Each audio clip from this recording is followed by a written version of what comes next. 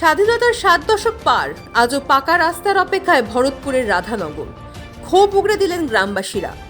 Vote আসে vote যায়, কিন্তু রাস্তার হাল ফেরে না, এই আক্ষেপ এখনো মুর্শিদাবাদের ভরতপুরের 1 নম্বর ব্লকের রাধানগর গ্রামবাসীর নিত্যদিনের সঙ্গী।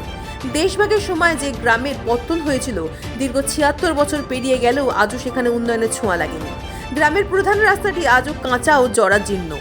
বর্ষা নামলেই হাঁটু সমান কাদা আর বড় বড় গর্তে নাজেহাল অবস্থা হয় সাধারণ মানুষের। বিশেষ করে স্কুল পড়ুয়া এবং বয়স্কদের যাতায়াত যেন এক মরণ ফাঁদ।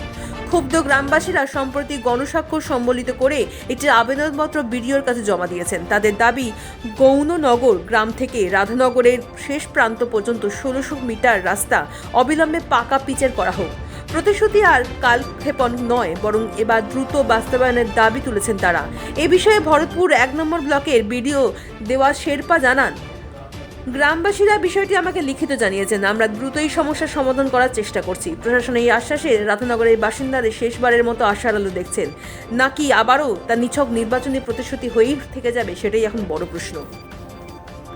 কোথায় থেকে আসছো? এদিকে বাড়ি যাচ্ছি। কোথায় থেকে? আমি মাঠে থেকে মটরশুটি নিয়ে আসলাম তুলে, এখন বাড়ি যাব। বাড়ি এই যে রাস্তার পরিস্থিতি, এই নিয়ে কি বলবে?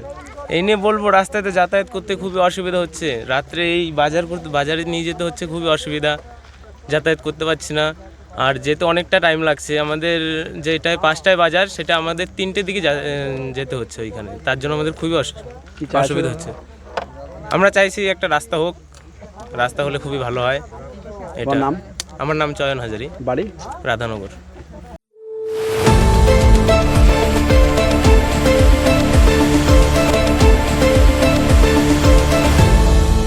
আপনারা দেখছেন এই বেলা বাংলা, শিরোনামে সবার আগে।